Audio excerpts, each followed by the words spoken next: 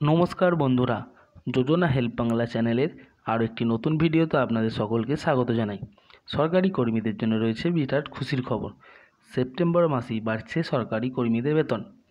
এই মর্মে ডিএ বৃদ্ধির নয়া নির্দেশিকা জারি করলো অর্থ দপ্তর। ঠিক কবে থেকে মিলবে এই অতিরিক্ত সুবিধা বা কবে থেকেই বাড়তে চলেছে বেতন, কাদের কাদের কত পরিমাণ বাড়ছে বেতন, এই সংক্রান্ত বিস্তারিত জেনে নিন আজকের এই ভিডিও থেকে।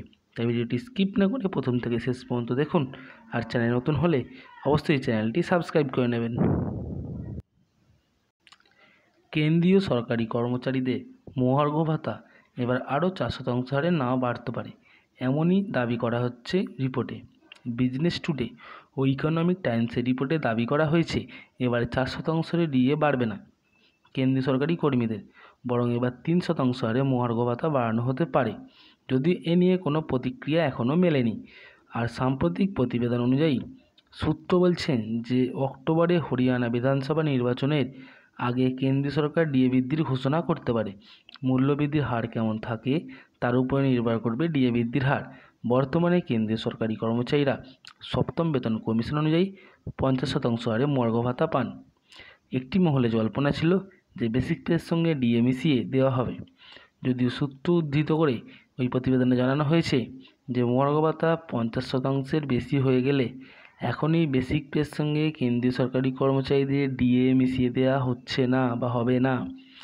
উল্লেখ্য, সপ্তম কেন্দ্রীয় বেতন কমিশনের সুপারিশগুলি সরকার দ্বারা বাস্তবায়িত হয়েছিল 2016 সালের 1 জানুয়ারি।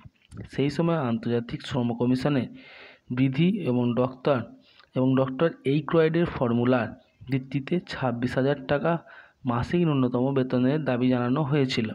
তবে সেই সময় মাসিক ন্যূনতম 26,000 টাকার প্রস্তাব প্রত্যাখ্যান করা হয়েছিল, বদলে ন্যূনতম বেতন মাত্র 18,000 টাকা রাখা হয়েছিল।